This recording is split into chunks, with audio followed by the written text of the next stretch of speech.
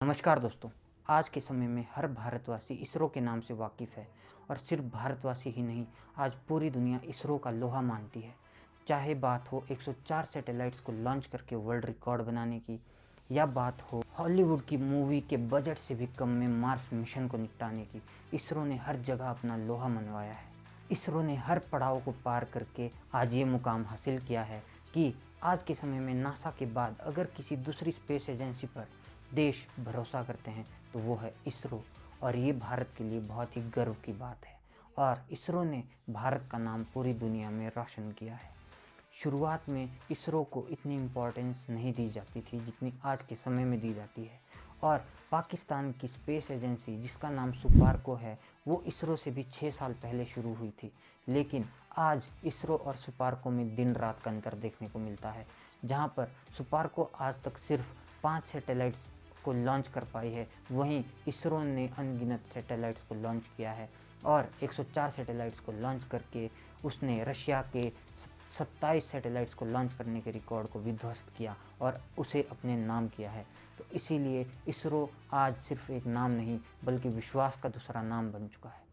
इसरो का जो पहला अपकमिंग मिशन है वो है SSLV यानी कि स्मॉल सैटेलाइट लॉन्च व्हीकल।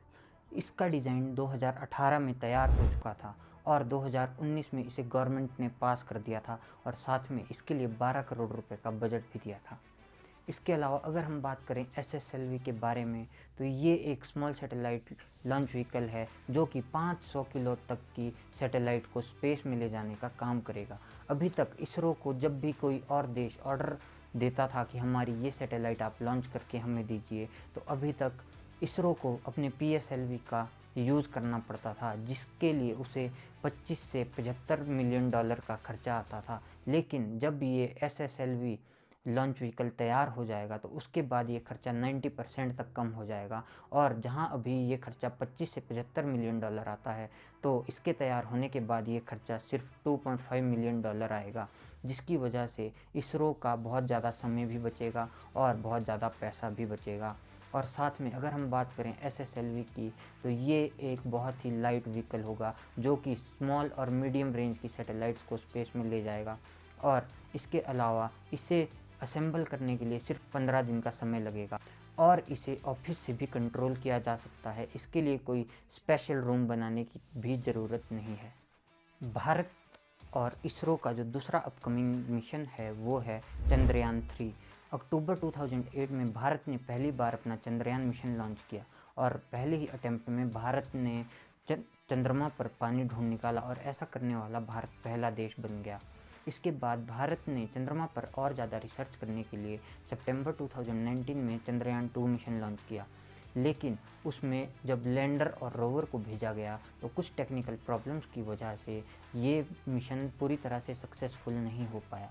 लेकिन अभी भी उस मिशन में भेजा गया जो ऑर्बिटर था वो अभी भी अच्छी तरह से काम कर रहा है और अभी भी वो चंद्रमा की इमेज भारत और इसरो तक पहुंचाता रहता है।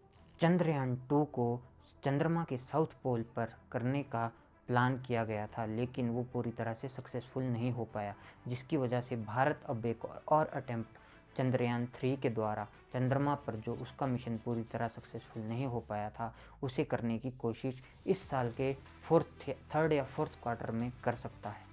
Mission Aditya L1 solar ISRO का एक सन के लिए चलाया जाने वाला मिशन है। इस मिशन के अंतर्गत इसरो एक सैटेलाइट को सूर्य के ऑर्बिट में भेजेगा और सूर्य की सारी एक्टिविटीज़ को ऑब्जर्व करने और उसकी सारी मिस्ट्रीज़ का पता लगाने के लिए ये मिशन इसरो के द्वारा लॉन्च किया जाएगा। इसरो अर्थ और सन के बीच इस सैटेलाइट को प्लेस करेगा जिसे कि लैग्रेंज पॉइंट कहा जाता है और इस पॉइंट पर ग्रेविटेशनल फोर्स बिल्कुल मतलब ना के समान होती है। तो इसकी वजह से ना अर्थ की ग्रेविटेशनल फोर्स सैटेलाइट को अपनी ओर खींच पाएगी और ना सन की ग्रेविटेशनल फोर्स सैटेलाइट को अपनी ओर खींच पाएगी। इससे पहले नासा और यूरोपियन स्पेस एजेंसी इस तरह के मिशन को करने की कोशिश कर चुके हैं, लेकिन वो भी इस मिशन में फेल रहे हैं। इस मिशन के द्वारा इसरो का उद्देश्य है सन की मैग्नेटिक फील्ड के बारे में जानना और सन पर जो भी स्टॉर्म्स आते हैं उनके बारे में गहन अध्ययन करना। इसीलिए इसरो ने प्लान किया है कि वो जल्द ही सूर्य के लिए अपना ये Aditya L1 solar mission launch कर देगा। इसरो के लिए ये Aditya L1 solar mission challenging होगा, क्योंकि अर्थ की ग्रेविटेशनल फोर्स के बारे में हमें पता है, लेकिन सन की ग्रेविटेशनल फोर्स के बारे में हमें कुछ भी पता नहीं है। ऐसे में नासा और यूरोपियन स्पेस एजेंसी जब इस मिशन में फेल हो चुकी है, तो इसरो के लिए इस मिशन को कामयाब करना एक चुनौती बताया जा रहा है। लेकिन फिर भी हम भारतीय होने के नाते इसरो को इस मिशन को सक्सेसफुल कंप्लीशन के लिए बैक ज़रूर करेंगे, क्योंकि इसरो ने बहुत ऐसे कारनामे करके दिखाए हैं जिसके बारे में कोई देश सोच भी नहीं सकता था। दोस्तों, गगनयान इसरो का एक महत्वाकांक्षी मिशन है। इस मिशन के अंतर्गत इसरो 3 लोगों को 7 दिन के लिए स्पेस में भेजेगा। जिस तरह से अमेरिका में स्पेस में जाने वाले लोगों को एस्ट्रोनॉट्स कहा जाता है, रशिया में स्पेस में जाने वाले लोगों को कॉस्मोनॉट्स कहा जाता है, उसी तरह भारत से जब लोग स्पेस में जाएंगे तो उन लोगों को व्योमनॉट्स का नाम दिया जाएगा। और आने वाले समय में जो 3 लोग स्पेस में जाएंगे उन्हें व्योमनॉट्स कहा जाएगा। इन तीनों व्योमनॉट्स को एक कैप्सूल के अंदर 7 दिनों के लिए स्पेस में भेजा जाएगा। इन तीनों व्योमनॉट्स की ट्रेनिंग अभी फ़िलहाल रशिया में चल रही है। इस मिशन को 3 पार्ट्स में किया जाएगा। पहले 2 पार्ट्स अनमैन्ड होंगे, यानी कि जिसमें किसी भी इंसान को स्पेस में इसके अंदर नहीं भेजा जाएगा, ये खाली ट्रायल के लिए होंगे। लेकिन तीसरा जो मिशन होगा वो मैन्ड मिशन होगा, जिसमें इन तीनों को स्पेस में भेजा जाएगा और 7 दिन उन्हें एक कैप्सूल के अंदर स्पेस में रहना होगा।